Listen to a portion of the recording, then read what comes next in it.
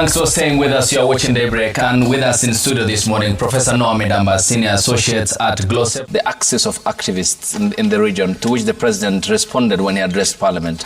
What was your view of their look at how young people are calling for good governance across the region? I understand where young people are coming from. Young people are always idealists. They're looking at a better life and what this thing called freedom.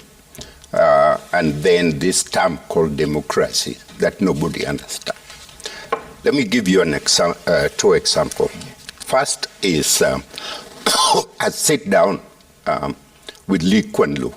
I led a delegation of 10 scholars to Singapore. And Lee Kuan Yew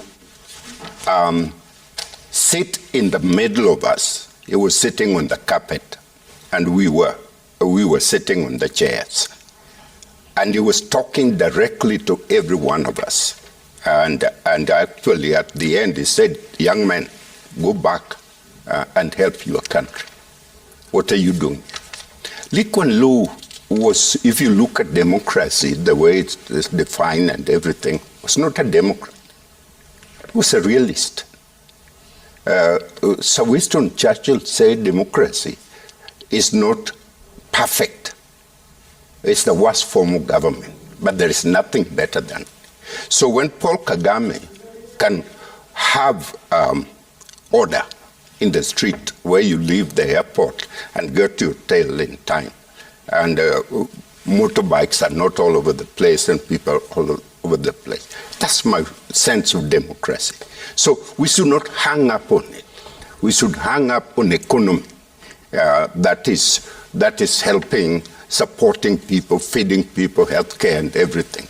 In international relations, we use 3 Ds, defense, diplomacy and development. And we give them a weight of 1/3 at the beginning baseline. And over the practice, there are times you move to defense more in crisis. And then you need to stop after crisis and move to diplomacy and development. That's the issue in the Middle East.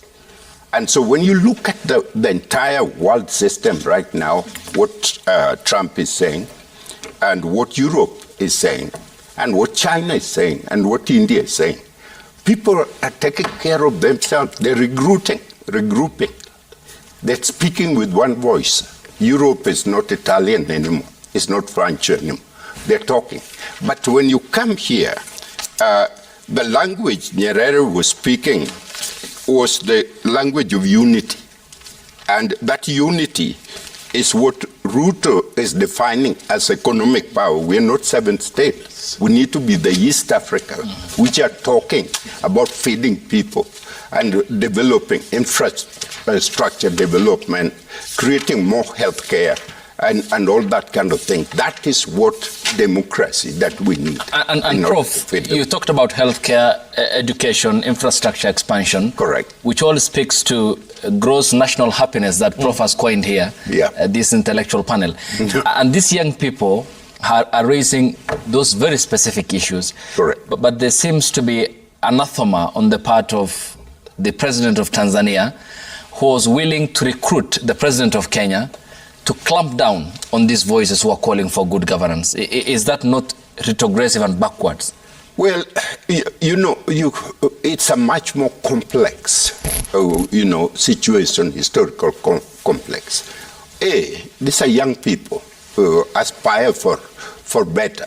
They want to go to university, but they want to go free. They want more food, but they don't want work. So the point is, what is happening is someone somewhere is not telling these kids the truth.